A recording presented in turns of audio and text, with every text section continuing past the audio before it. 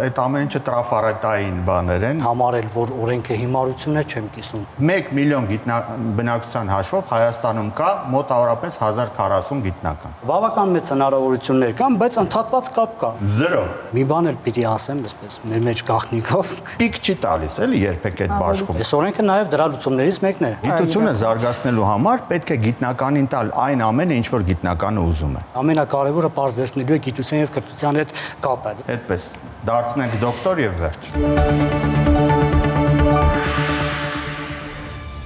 Ինչ առաջնահերթություն ունեն ժամանակակից կրթությունն ու գիտությունը, ինչ նորություններ է բերում բարձրագույն կրթության եւ գիտության մասին նոր օրենքը, ինչպես է փոխվում գիտությունների ակադեմիայի գործառույթը, ինչպես կառուցել գիտության վրա հիմնված պետություն։ Բարև ձեզ, եթերում հեռանկար բանավեճն է ամենաակտուալ հարցերի համապարփակ քննարկմամբ։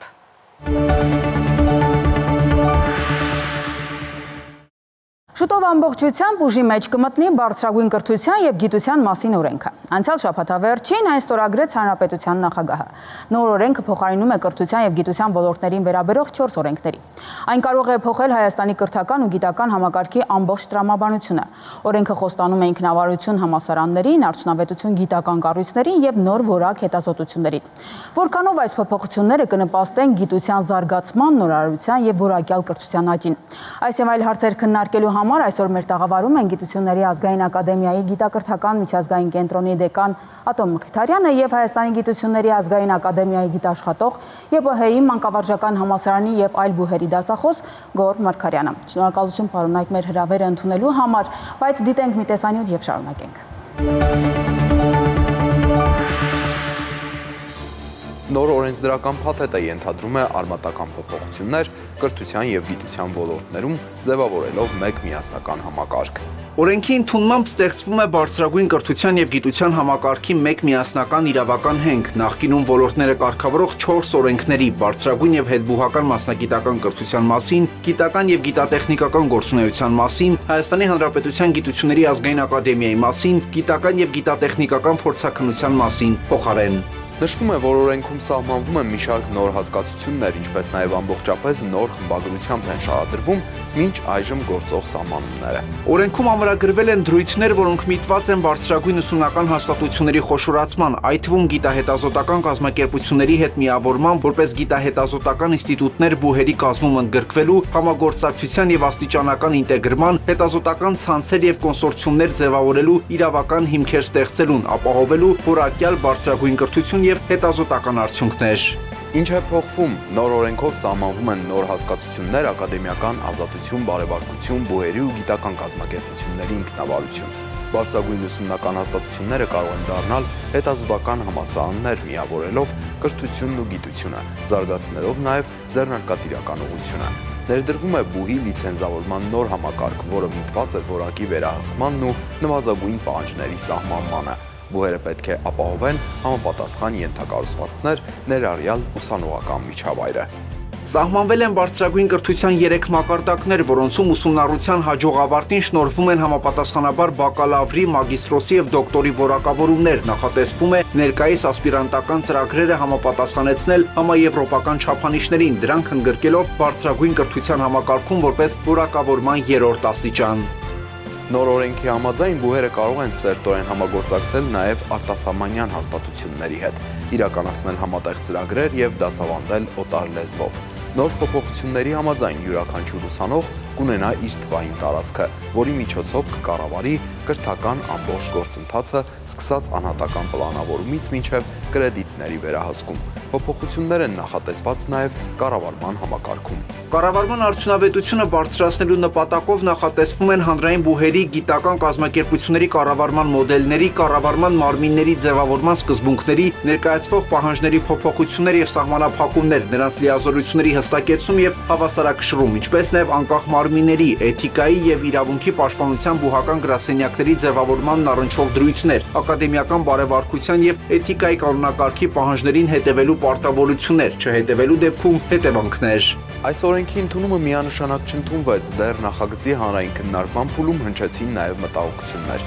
մասնավորապես քննադատություն առաջացրեց դրույթը, ըստ որի 1943 թվականին հիմնադրված Գիտությունների ազգային ակադեմիան այսուհետ գործելու է որպես հիմնադրամ, հիմնականում փորձագիտական եւ խորհրդատվական գործառույթներով։ Կարգավորվել են Հայաստանի Հանրապետության Գիտությունների ազգային ակադեմիայի գործունեությանը կարգավիճակին առնչվող հարաբերությունները։ Այդուհանդերձ որոշ գիտնականներ եւ ակադեմիայի ներկայացուցիչներ ընդգծում են, որ այս փոփոխությունը կարող է նվազեցնել կառույցի անկախությունը եւ գիտական գործունեության ծավալը։ Նոր օրենքում առանձին հոդվածով տեղ են գտել նաև ակադեմիական քաղաքին առնչվող կարգավորումները, որպես ուսումնական հաստատությունների, գիտական ու արտադրական կազմակերպությունների միջև ցանցային համընթաց համագործակցություն ապահովող անվտանգ եւ ժամանակակից միջավայր, համապատասխան բազմաֆունկցիոնալ ենթակառուցվածքներով։ Օրենքը մշակվել է Հայաստանի կրթության մինչև 2030 թվականի զարգացման ռազմավարության հիման վրա։ Վստահեցնում են, որ այն համապատասխանում է միջազգային չափանիշներին։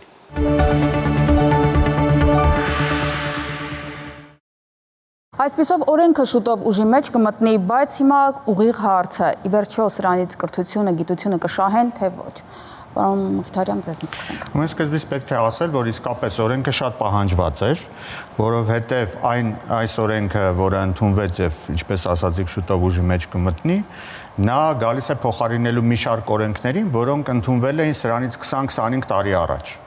Իսկ հասարակական հարաբերությունները Հայաստանում 20-25 տարվա ընթացքում այնքան են փոխվել եւ հատկապես կրթության եւ գիտության բնագավառում, որ ուղղակի անասելի են, շատ են փոխվել։ Տեսեք, օրինակ, հիմա գործում է մինչև էս բարձրագույն եւ հետբուհական մասնագիտական կրթության մասին օրենքը, գիտական եւ գիտատեխնիկական գործունեության մասին օրենքը։ Ուրեմն առաջին իմ հիշատակած օրենքով Հայաստանում բարձրագույն կրթությունը երկու աստիճան ունի՝ բակալավրիատ եւ մագիստրատուրա։ Մինչդեռ այդ օրենքի ընդունումից հետո Հայաստանը 2005 թվականին միացել է Բոլոնիայի հռչակագրին, որտեղ հստակ ասված է, որ բարձրագույն կրթությունը 3 մակարդակ ունի, այսինքն ասպիրանտուրան եւս այնտեղ է։ Մենք առանց այդ օրենքը փոխելու, ուրեմն եկել են 20 տարի հետ ենք ընկել արդեն մյուսներից։ Ընդ որում պետք է ասել, որ օրենքի փոփոխության մասին դեռևս սկսել են խոսել 2015 թվականից, եւ մի քանի անգամ փորձ է եղել նոր օրենք ընդունել կամ օրենքում փոփոխություններ անել, եւ մի անգամ հաջողվել է։ Մեր հեռուստադիտողները կարող են հիշել, որ օրենքը ընդունվեց ազգային ժողովի կողմից, բայց նախագահի կողմից չստորագրվեց, եւ այդ օրենքը ինչի չստորագրվեց, որովհետեւ հակասում էր սահմանադրությանը եւ առնվազն 2 դրույթ կար, որոնք հակասում էին սահմանադրությանը եւ սահմանադրական դատարանը դա մատնանշեց, օրենքը հետ գնաց եւ դրանից 3 տարի հետո եկավ, կարող եմ միանգամից ասել, ավելի վատ օրենք, մի քիչ հետո կասենք երևի ինչու է վատ, արդյոք այդ կարծիքին եք, որ վատ օրենք է։ Տպավորությունն այնպիսին է, որ բոլորս վերջին տարիներին անընդհատ ընդգծում ենք կրթության, գիտության բնագավառում փոփոխությունների շատ հաճախ նաև կտրուկ փոփոխությունների անհրաժեշտությունը, ընդգծում ենք դրական տեղաշարժի ժամանակակից մարտահրավերներին դիմագրավելու տրամաբանությամբ նոր կրթական գիտական համակարգ ունենալու անհրաժեշտությունը, բայց նորից եմ գրում, տպավորությունն այնպիսին է, որ այդ նույնի հետ մեկտեղ, ասվածի հետ մեկտեղ անընդհատ այս օրենքի հետ կապված դժգոհության եւ դիմադրության բավական, այսպես նկատելի շերտեր են մի հայտ գալիս եւ հասկանալի չէր լինում, եթե բոլորի կողմից կարծես թե արձանագրվում է, որ օրենքը եւ գիտության ու կրթության բնագավառում փոփոխությունները անհրաժեշտություն են եւ ծայրահեղ անհրաժեշտություն են շատ դեպքերում։ Ինչու է փոփոխությունները անփոփոխ օրենքի նախագիծը քննարկումների ընթացքում հիմա արդեն շուտով ուժի մեջ կմտնի, ինչու պիտի համարվի դա վատը։ Տրամաբանությունը ինչու՞մն է թե։ Հիմա լսենք ձեր ընդդիմախոսին, ինչու է վատը։ Ուրեմն երկու բաղադրիչով եկեք նայենք այս օրենքը։ Առաջինը, ինչքանով է արդյոք նա արտահայտում համայնքի կարծիքը, այսինքն ինչքան մասնակցային է եղել այդ օրենքի քննարկումները եւ ընդունումը, եւ ինչով է հակասում կամ ինչով է վատ, օրինակ, այս գործողից։ Չենք ասում, որ ամեն ինչ է վատ, որովհետեւ դրական կողմեր էլ կա։ Եթե գորը չասի, ես կասեմ այդ դրական կողմերը։ Ուրեմն սկսենք մասնակցայնությունից։ Օրենքի նախագիծը մշակվեց եւ ուղարկվեց հանրությանը կամ այն մարդիկ, որոնք հետաքրքրվում էին կարծիքների։ Գիտությունների ազգային ակադեմիան այդ օրենքի վերաբերյալ ներկայացրեց 58 էջանոց կարծիքներ, փոփոխություններ անելու, առաջարկություններ։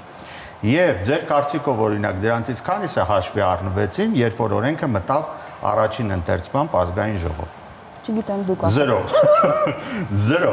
ոչ մի ուրեմն փոփոխություն հաշվի չի առնվել, ոչ մի առաջարկություն, որ վերաբերում էր մասնավորապես ակադեմիայի կարգավիճակին, որ վերաբերում էր գիտական աստիճաններին եւ բազմաթիվ ուրիշ բաներին։ Այսինքն մասնակցայնության մասին դնում ենք մի կողմ։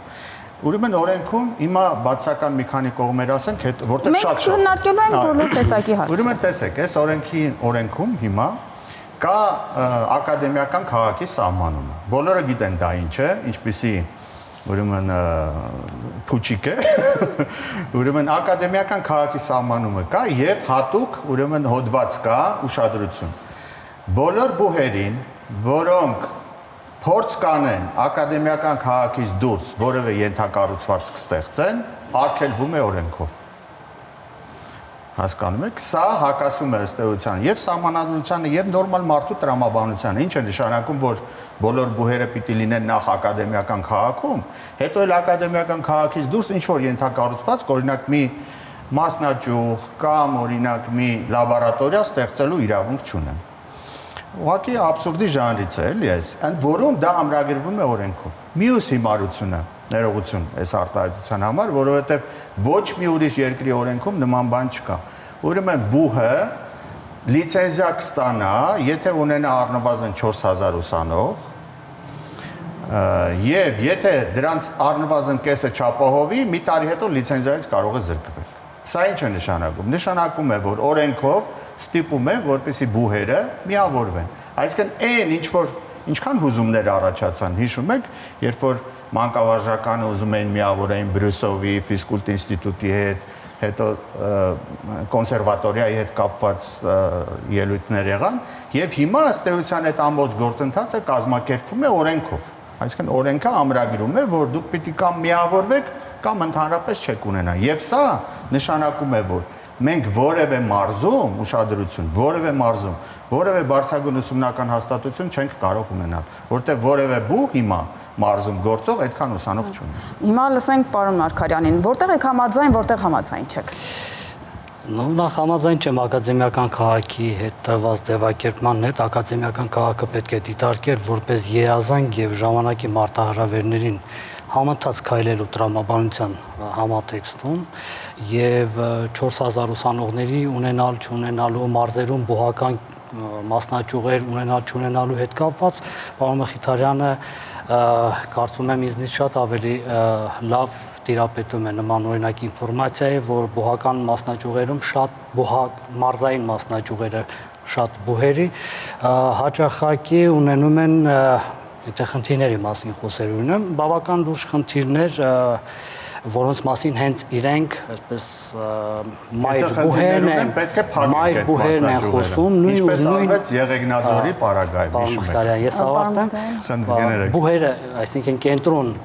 կենտրոններն են խոսում, նույն բուհերի, չմասնավորեցնեմ, որ բուհի օրինակով է խոսքը գնում եւ ուղղակի որևէ մարզում, հա, մի բուհ ունենալու չունենալով այդ բուհում, չկարողանալով այդ բուհում ապահովել նվազագույն թեկուզ ուսանողների թիվ կամ չկարողանալով ապահովել պրոֆեսորադասախոսական կազմի ամբողջական թիմի համալրում, աշխատանքների կազմակերպում ժամանակակից պահանջներին համապատասխան ուղղակի ունենալու համար մարզում նման օրինակ բուհ դրա համար միայն համարել, որ օրենքը հիմարություն է, չեմ կիսում կամ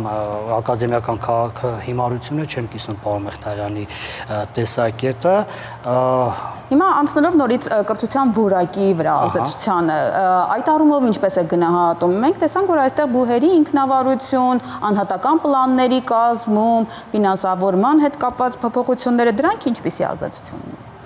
Ու կարծում եմ, այս տեսանկյունից օրենքը ունենալու է ընդգծված դրական ազդեցություն, կապված նաև գիտական կազմակերպությունների հետ միավորման տրամաբանության մեջ, հա նաև օրենք ունենալու է դրական ազդեցություն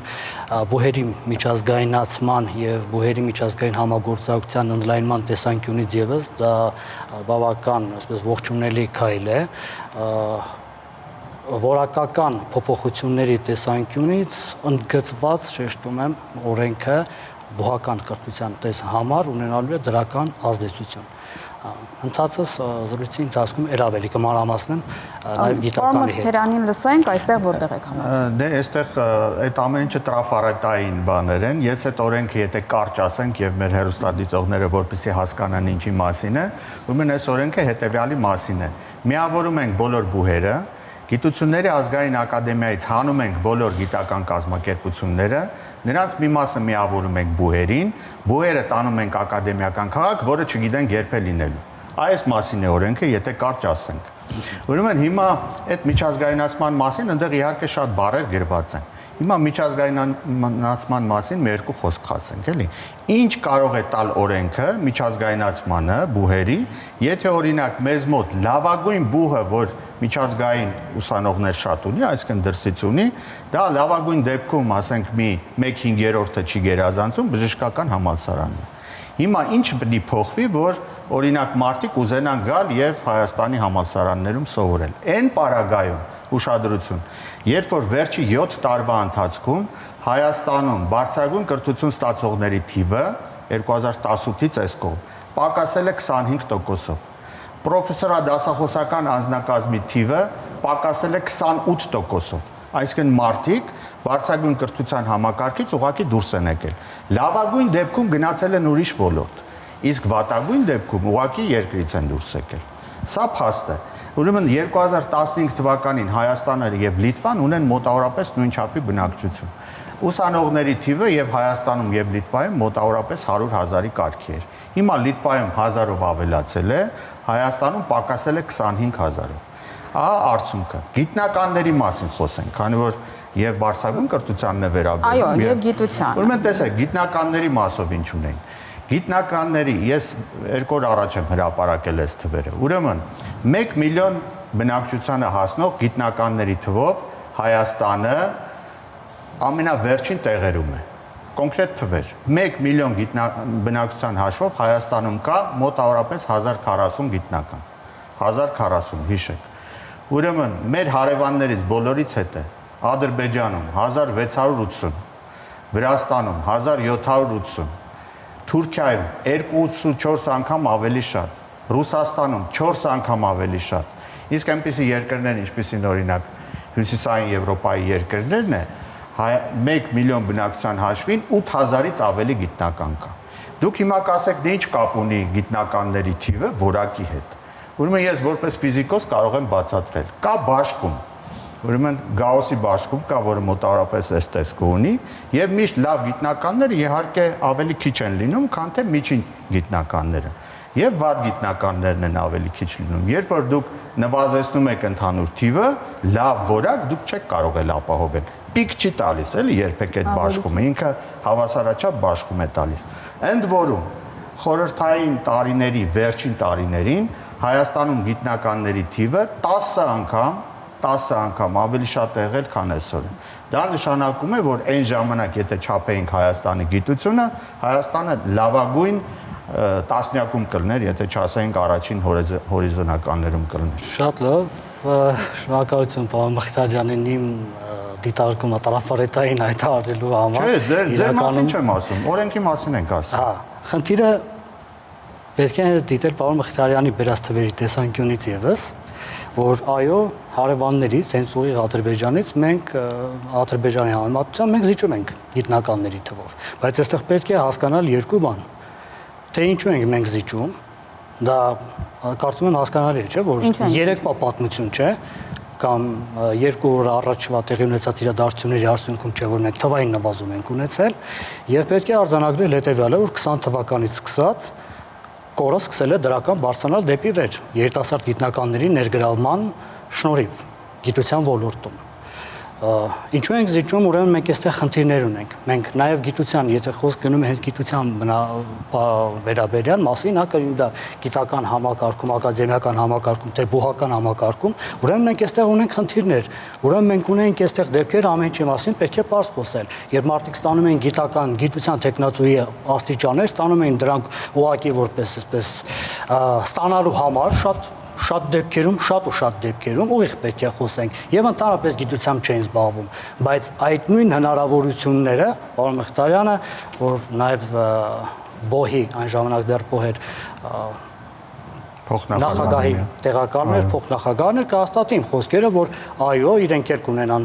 կամ կհիշի ստատիստիկ տվյալներ, վիճակագրական տվյալներ, որ գիտությամբ մարդիկ, ովքեր միտված պիտի լինեն գիտությամբ զբաղվելու, զբաղեցրել էին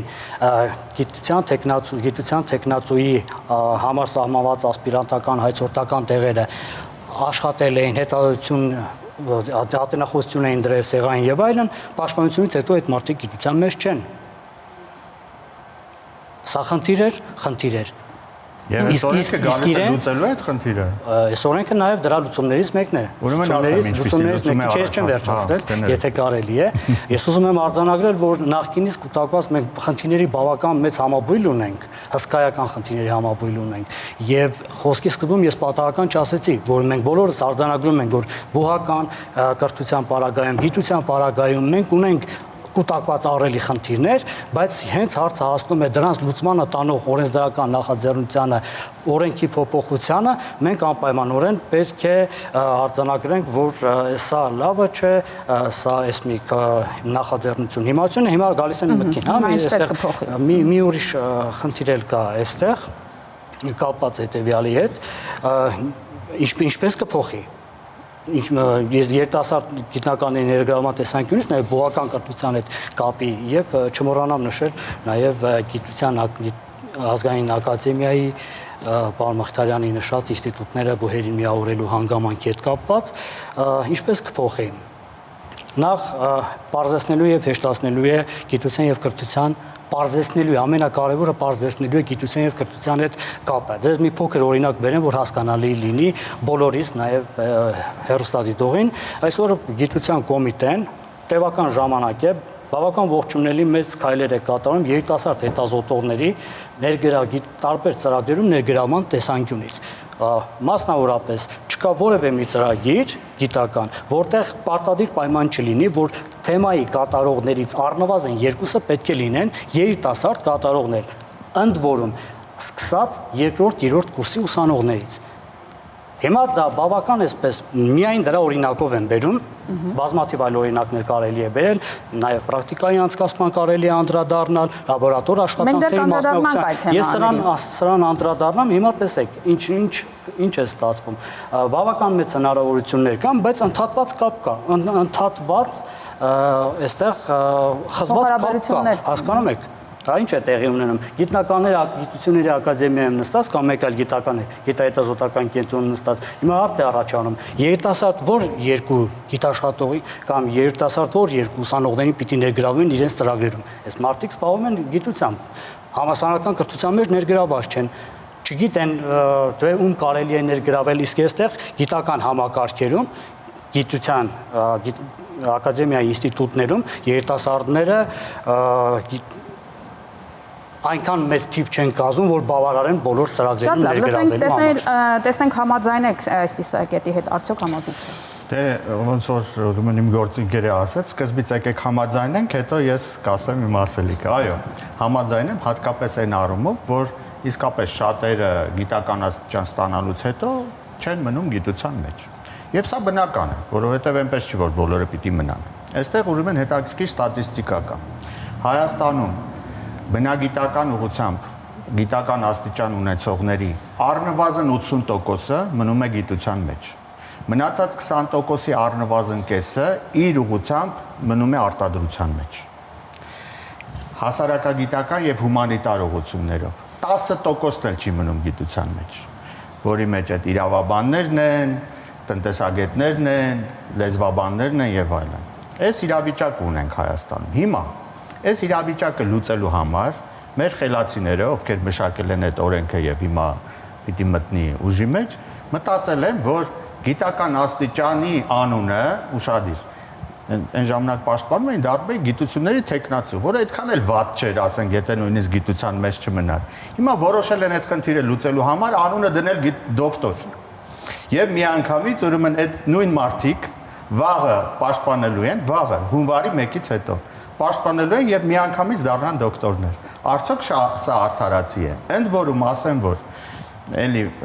որպես տեղեկություն, աշխարհում գոյություն ունի երկու համակարգ։ Երկուսն էլ լավ են գործում։ Մեկը անգլոսաքսոնական համակարգն է, որտեղ մեկ աստիճան գիտական աստիճանաշնորհման համակարգ կա, եւ կա կոնտինենտալ եվրոպականը, որտեղ երկու գիտական աստիճան է շնորհվում, եւ երկրորդը, որը Հայաստանի դեպքում գիտությունների դոկտորի գիտական աստիճաններ, Հայաստանը ժառանգել էր Խորհրդային Միությունից, Խորհրդային Միությունն էլ վերցրել էր Գերմանիայից։ Հիմա ինչով է դա լավ, այսինքն հիմա էլ չկա, դրա համար եմ ասում, ինչով է լավ անցած ժամանակում, որովհետև այն մարդը, որը կդառնա դոկտոր հունվարի 1-ից հետո, որևէ ստիմուլ չկա, որպեսզի նա գիտության մեջ շարունակի մնալ, շարունակի հետազոտություններ անել, կադրեր պատրաստել երիտասարդ, որոնց բերի դեպի գիտություն եւ գիտնականների միջին թիվը մեծանա։ Արդյոք սա նպաստում է գիտության զարգացմանը։ Այդպես դարձնենք դոկտոր եւ վերջ։ Եթե կարելի է արձագանքել, մի հատ կարճ արձագանք։ Կարճ արձագանք, որից հետո մենք լսենք քաղաքացիներին։ Արձագանքել ես պարոն Մխիթարյանին կխնդրեմ նաեւ հիշեցնել մեզ բոլորիս, թե բոհի եւ բոկի տված վկայականի մեջ անգլերեն տարբերակում գիտությունների տեխնացուին համապատասխան հատվածում ինչ էր արձանագրվում։ Դուք էլ գիտեք, գրված է PhD, այո, որը համաձայն դոկտոր, այսինքն դոկտորի դոկտոր ո՞ր մնաց, երկրորդ աստիճանը։ Դոկտորի գաղափարը վաղուց ի վեր կար արձանագրված Մարդիկ երկրորդ աստիճանը ստանալու որևէ բան չեն ունենում։ Դուք էլ շատ լավ գիտեք եւ կարծում եմ ձեզ շատ այլ ծանոթ գիտնականներ կան, որոնք գիտության դոկտոր դառնալը չեն դիտարկում որպես գիտական կադրերի չպատրաստման կամ գիտության կանգ առնելու հետ կապված որևէ խոչընդոտ։ Ես ինքս գիտությունների տեխնացու լինելով ինձ համար դոկտորական աստիճանը ձեռք բերելը որևէ չափանիշ չեմ համարում։ Շնորհակալություն, հիմա լսենք քաղաքացիներին։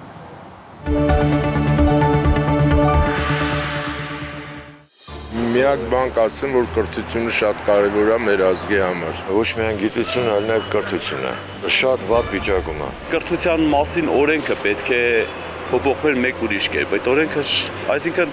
ամբողջովին քանդվում է կրթական համակարգը։ Ստեղծվեն այնպիսի ծրագրեր, որոնք կօգնեն աշակերտին հետագայում իր ուսումը բուհում ավելի արդյունավետ լինի։ Ոնց որ սովետական ժամանակաշրջանում։ Կրթությունը ինքը կարևոր է, մենք չենք կարող երեխեքին համոզենք, իրանք այդ մեծանում են նոր են հասկանում, 25 տարեկանում գործի տեղը հանդիպում ախնդիրների ու հասկանում են, որ այ լավ կլիներ, որ այն ժամանակ լավ սովորեի, հա։ Ավարտում են քարտեզ չեն ճանաչում։ Էսի մոչից սովետական համակարգի մարդ են։ Մենք դպրոց ավարտում էինք, հիմիկվա բակալավրը ընդեղի 3 ստացողի չափ մակարդակ չունի։ Նա էլ իր աթերություններ ուներ, բայց հիմքը կարելի է ընդունել դա, որովհետև այնտեղ ճշգրիտ գիտություններ էին ու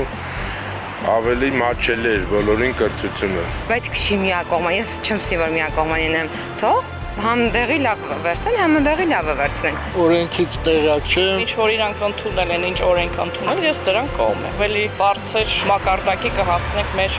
քրթական ոլորտ։ Եթե կարողանան նենց անել, որ մեր բուհերի դիպլոմներն եւ միջազգային հարթակներում անցնել, այսինքն մարդիկ ովքեր ուզում են PhD անեն դրսում, ստիպված չեն թարգմանել, նորից գնան բակալավրնսը, հրաշալի բան կլինի։ Դա վատ չի։ Եթե դրսից ուսանողներ ունենանք, իհարկե լեզուներ շատ իմանան։ Հիմա եթե նայենք, դրսից համարյա թե ուսանող չկա։ Ես Թեհրանից եկել եմ այսեղ ուսանելու, որովհետև համեմատած Հայաստանը ավելի շատ կապեր ունի։ Մաքուր գիտությամբ զբաղվում ազգային ակադեմիան։ Ոնց կարելի է դա թողել բուհերի տրամադրության տակ։ Աշխարհում ընդունված բան է, որ զարգանա գիտությունը բուհերում։ Պետք է զրուցեին գիտնականների հետ, մասնագետների հետ, զրուցեին ազգային ժողովի լսումները ինչ օգուտ գիտության զարգացման։ Ես բուհից ակնկալում եմ, որ ինքը կտա ինձ այնպեսի գիտելիքի մինիմում, որը ես կիրառելով կարողանամ հետագայում իմ ընտրած ոլորտում շատ մեծ հաջողությունների հասնել։ Մեր հայկական, այսպես ասած, յունիվերսիթիներն էլ կարողանան հասնել Եվրոպայի մակարդակի։ Թե կարողանան դրանով մեր ուսանողներին ավելի լայն հնարավորություն տան գնան սովորեն հետ գան մեր երկրում այդ լավ գիտելիքը, որտեղ ինչ ուզում եք ասեք, ստեղ չկա այդ մակարդակը, առայժմ չկա, թե կարողանան ապահովել, հրաշալի կլինի։ Քաղաքացին նշեց, որ ահա չկա այն մակարդակը, որ իսկապես կուզեին, եթե կարողանան ապահովել, ապա շատ լավ կլինի։ Հիմա դրա ապահովման համար ինչ է անհրաժեշտ, պարոն Մխիթարյան, այս անգամ։ Դե տեսեք, այդ օրենսդրական փոփոխությունները սրան հաջորդելու են ենթաօրենսդրական ակտերի ընդունում, կառավարության որոշումներ կլինեն, կարգեր եւ այլն, դրանք պետք է միտված լինեն կրթության որակի բարձրացմանը եւ կրթություն, ճիշտ բարձրագույն կրթություն, գիտություն կապի սահուն անցմանը։ Հասկանում եք, եթե դա չի նպաստում, ուրեմն օրենքը անիմաստ է անելը։ Հիմա այս օրենքը կուզենայի հարցնել իմ գործընկերոջից, այ ինչով է նպաստելու, որպեսզի կրթության որակը բարձրանա։ Ինչն էր խանգարում, օրինակ, ավելի լավ օրենք ունենալ եւ այդպես ասենք լոզունգային բաներ չգրենք, էլի օրենքի մեջ, չգիտեմ, օրինակ ակադեմիական քաղաք։ Արդյոք դուք հավատում եք օրինակ այդ ակադեմիական քաղաքին եւ արդյոք բուհերի եւ գիտական կազմակերպությունների մեխանիկական տեղափոխումը, ես չգիտեմ, երբ կառուցվելիք ակադեմիական քաղաք պիտի նպաստի, որպեսզի կրթության որակը բարձրանա Հայաստանում։ Մեխանիկական իրականացող ոչ մի բան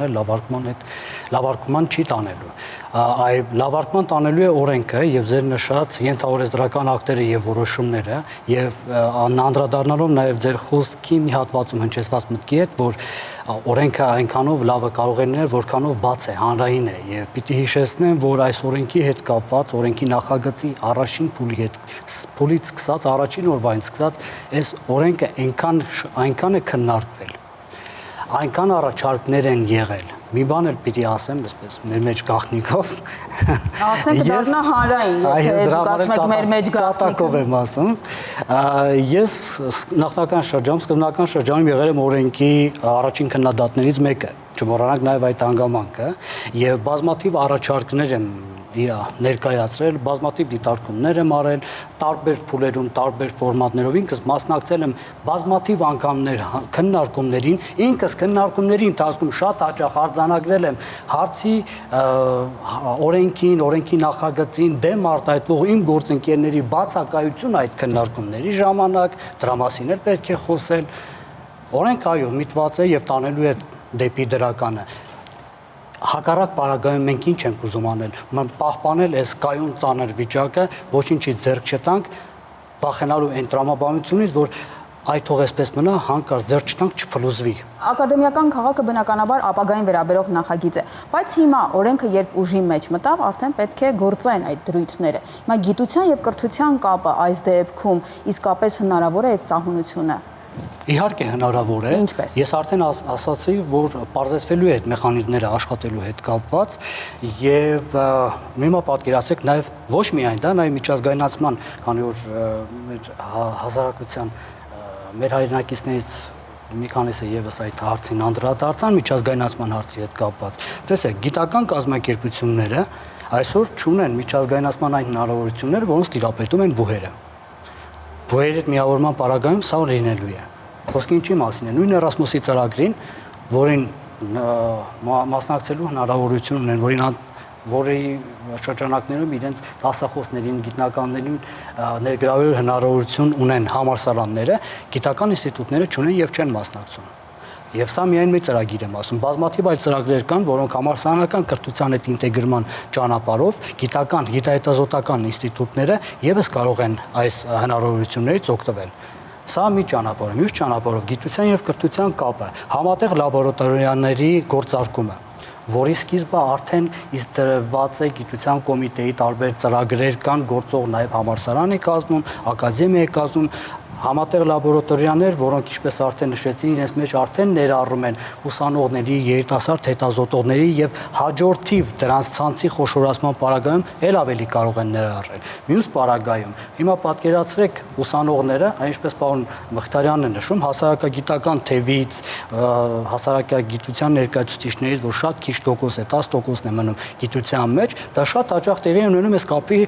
խզման եւ ընդհատման պատճառով։ հա, շատ հաճախ ես սկզբում պատահական չանդրադարձա պրակտիկայի խնդրին։ Մարդիկ ուսանողները շատ հաճախ իրենց համար դասերի ընթացքում բացահայտում են, որ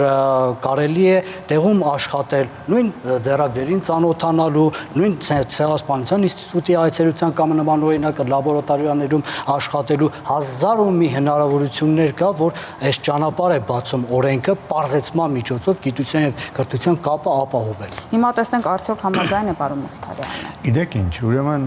գիտությունը զարգացնելու համար ես մի շատ հարգարժան ակադեմիկոս դասախոս ունեի, Գուրգեն Սահակյանը, ովքեր որ լսում են իրեն գիտեն, լուսահոգի, ուրեմն մի անգամ ուսանողներով հավաքված էինք 5-րդ կուրսի եւ ասացինք դե, ասենք գիտությունը ինչպես պետք է զարգացնել, էլի, դուք ակադեմիկոս եք, շատ մեծ փորձ ունեք, ինքը մի քիչ մտածեց ու այսպեսի պատասխան տվեց։ Ասում է գիտությունը զարգացնելու համար պետք է գիտնականին տաս այն ինչ պահանջում է գիտնականը եւ ոչինչ փոխարենը չպահանջես։ Եվ սա իրականություն է։ Ուրեմն գիտությունը զարգացնելու համար պետք է գիտնականին տալ այն ամենը, ինչ որ գիտնականը ուզում է։ Այս օրենքի համատեքստում եթե սա խոսենք, դա նշանակում է, որ գիտությունը զարգացնելու համար պետք է գիտությանը ֆինանսավորել։ Հիմա տեսեք ինչ ունենք գիտության ֆինանսավորման առումով։ Ուրեմն բացարձակ թվերով վերջի տարիներին գիտության ֆինանսավորումը անընդհատ աճել է։ Ուրեմն 2023 թվականի տվյալները ունեմ, գիտությանը հատկացվել է 30 միլիարդ դրամ։ Ուրեմն սա կազմել է ՀՆԱ-ի 0.13%։ 2013 թվականին դրանից 10 տարի առաջ ուրեմն հատկացված ֆինանսավորումը պարզ է ավելի քիչ է եղել, բայց կազմել է ՀՆԱ-ի 0.16%։ Ինչ է նշանակում, որ չնայած բացարձակ թվերով գիտության ֆինանսավորումը անընդհատ աճել է, բայց համախառն ներքին արդյունքում, այսինքն ինչքան որ պետությունը ծախսում է, ինչքան որ հավաքում է գումար, գիտության ֆինանսավորումը փոքր-ինչ պակասել է։ Ուրիշ բան ասեմ, ավելի վատ։ Ուրեմն այդ 30 միլիարդից պետությունը կարողացել է ծախսել 23 միլիարդը։ Հասկանում եք։ Այսինքն տեսեք, հələ այդ հատկացվածն է, այսինքն իրականում գիտության ֆինանսավորումը չի էլ ավելացել։ Դրա համար պետք է ինչ անենք։ Գիտնականների թիվը ավելանա, գիտության ֆինանսավորումը անպայման ավելանա, որպեսզի կարողանանք արդյունք գրանցել։ Հասկանում եք, գիտությունը այնպիսի բան է, որ չի կարող սահմանափակվել էլի մի երկրի սահմաններով։ Գիտնականը, երբ որ նրան հղումներ են կատարում նրա աշխատանքներին, ցիտում են, նրան կոնֆերանսներին տեսնում են տարբեր ուրիշ գիտնականներ, որոնք տարբեր երկրներում են։ Հիմա այս ամբողջը բերում ենք էլի օրենք են, էլի։ Այս օրենքը ինչով է դրան նպաստելու, էլի, եկեք ճիշտը ասենք։ Եթե ֆինանսավորումը չի ավելանալու, ես մի բան էլ ասեմ, հետո ձեզ թույլ կտամ, էլի։ Ուրեմն տեսեք, այս կառավարության ներողություն։ Մի ծրագիր կա, որը հաստատվել է եւ օրենքի մակարդակ է ստացել, որովհետեւ կրթության մինչև 30 թվականը զարգացման ծրագիր կա, ուրեմն սա ընդունվել է ազգային ժողովի կողմից եւ նորից եմ ասում, ստատուսը օրենքի է։ Այնտեղ գրված է, որ մինչև 2030 թվականը Հայաստանում պիտի լինի 8 բու, որից 4-ը պիտի լինեն աշխարհի լավագույն բուհերի ցանկում 500-ի մեջ։ Ընդ որում այդ դրան հասնելու համար նաև գրված է, որ 2024 թվականին, որտեղ նա ավելի շուտ էր ընդունվել, առնվազն 2-ը պիտի լինեն 500-ի մեջ։ Շատ լավ ցանկություն է, ակադեմիական քաղաքն էլ է լավ գաղափար։ Հիմա տեսեք ինչ ունենք։ Ուրեմն աշխարհի լավագույն համալսարանների ցանկը մի քանի վարկանիշավորման աղյուսակներ կա։ Դրանցից մեկը օրինակ Շանհայի վարկանիշավորման աղյուսակն է, որը մեր օրենսդրության մեջ կա։ Եթե մեր երեխաները օրինակ ընդունվում են լավագույն 50-ը, որը Շանհայի աղյուսակում է, նրանք օրինակ բանակից տարկետում են ստանում։ Ուրեմն դրանում հայկական որևէ համալսարանի անուն չեք գտնի։ Մի քիչ ավելի թույլ աղյուսակ կա, QS-ա կոչվում։ Ուրեմն այստեղ կա 1500 համալսարան, աշխարհի լավագույն համալսարաններն են։ Ուրեմն մեկ համալսարան կա Հայաստանից, որը 1201-ից հետո է, այսինքն 1200-ի մեջ, դες 25 թիվն է, դեռևս որևէ համալսարան չունենք։ Հասկանում եք, ուզում եմ ինչ եմ ուզում ասել։ Այսինքն մի բան է գրելը, մի բանը հետո իրականացնելը, ով է իրականացնում, սա է շատ կարևորը։ Մարդը պետք է այդ ոլորտում հետագիծ ունենա։ Ովքեր են որոշում կայացնողները մեր ոլորտում։ Եկեք այդ մասին էլ խոսենք։ Մարդը Եվ թեման կներեք, փոխում ենք, համեմատության լսենք։ համար, համեմատության համար տեսեք, Հայաստանից մեկ համալսարան է։ Ուրեմն, մեկ տարվա ընթացքում 2024 թվականին կներեք, որ համեմատում եմ, Ադրբեջանից 3 համալսարաններ, 25 թվականին 9 համալսարան կա։ Ղազախստանից 20 համալսարան կա լավագույն այդ QS-ի 1500 համալսարանների մեջ։ Հիմա չգիտեմ, Հիմա ինչին ձեր եք ասածը պատասխանելու։ արդյոք չի ապացուցում, որ հենց այս օրենքը պետք է օրինակ ապացուցում է եւ ի համեմատություն Ադրբեջանի մենք բավական ժողովրդավար երկիր ենք, վերջերս Բայց ժողովրդավարությունը այստեղ մի վարքյան կարելի է, ծայրահեղ ուրեմն իրենց համեմատությամբ շատ ժողովրդավար երկիր ենք, ինչու համար եմ սա ընդգծում, ընդամենը օրեր առաջ տեղեկատվությունը ադրբեջանական կայքերով տարածվեց, որ Ադրբեջանում միավորումները ուղղակի տեղի են ունեցել առանց քննարկումների, առանց հանրային քննարկումների, նախագծերի եւ այլն, ուղղակի այդ ամենը տեղի է ունեցել։ Եվ աշխատանքներ տարել են ու այո հաջողել են ոչ միայն այդ ուղղությամբ, համալսարաններ ներգրավելու ուղղությամբ։ Ու պետք է ասել, պարոն Մխիթարյանը կարծում համամիտ է եւ սրա հետ դժվար է վիճել, որ Հայաստանում էլ համալսարանները բավական առաջանցիկ քայլեր կատարում են եւ որոշ ժամանակ հետո իհարկե կարողանալու են ունենալ այդ արդյունքները։ Ես առանձնապես որևէ բուհի իհարկե ես մի քանի բոմ դասախոսում եմ, չեմ ուզում ոչ մեկին նեղացնել, բայց անհնար է չտեսնել օրինակ ԵՊՀ-ի առաջանցիկ քայլերը, արագ զարգացումը եւ նաեւ պարոն Մխիթարյանի կողմից նշած ինդեքսներում ներգրավելը։ Հիմա վերադառնամ պարոն Մխիթարյանի խոսքին, այնտեղ բավական հետաքրքիր դիտարկում արեց պարոն Մխիթարյանը, առայն որ 2013 թվականին գիտության ֆինանսավորում կազմում էր 0.16%-ը եւ այ հիմա շատ վատ է 2025 թվականին 24-25 թվականին 0.13%-ն է կազմում։ Պարոն Մխիթարյան, ես հավատացնում եմ ձեզ, որ գիտնականների ճնշող մեծամասնությունը նախընտրելու է 0.13%-ով ֆինանսավորում ստանալ, բայց ստանալ ամսական ավագ գիտաշխատողի տեսանկյունից կամ առաջատար գիտաշխատողի տեսանկյունից ստանալ 400-450 հազար դրամ աշխատավարձ, քան 2013 թվականի 0.16%-ի տրամաբանությամբ աշխատավարձ ստանալ եւ ստանալ ընդամենը 70-80 հազար դրամ։ Գիտեք դա ինչի համար է, որովհետև գիտնականների թիվը 10 տարվա ընթացքում կրճատվել է 2 անգամ։ Եվ եթե դուք վերցնում եք այդ գումարը բաժանում եք մեծ թվի, քիչ կստանաք։ Հիմա գիտնականներին հանել են, որպեսզի մեկ գիտնականի աշխատավարձը բարձրանա, բայց իրականում գիտության ֆինանսավորումը այդ թվերով են չափում եւ դա միջազգային չափանիշ է, էլի հասկանում եք։ Որ դա այն պատճառով է, որ միայն գիտնականների թիվը տեսեք պակասել է, այնքան է պակասել, 3 անգամ, 4 անգամ գիտնականների թիվը պակասել է վերջին 5 տարում, այդ 4 անգամ պակասածների գումարը խնայել ենք, բաժանել ենք, դա շատ բարձրանակ մեկնաբանություն կլիներ։ Դա իհարկե այդպես չէ։ Եվ անհնար է չտեսնել, որ գիտության ֆինանսավորումը ես թվեր եմ ասում, եւ շատ կոնկրետ բանում եմ։ Թվեր ունեմ, ինչ կոնկրետ ինչ թվերի վերամասով եք ուզում ասել։ Եվ ասացի 30 միլիարդից 23 միլիարդն է ծախսվել, որտեղ այդքան մարդ չկա, որ գիտության հիմնարկների օրինակով կարող եմ ասել, օրինակ Արևելագիտության ինստիտուտի օրինակով, որը ստանում էր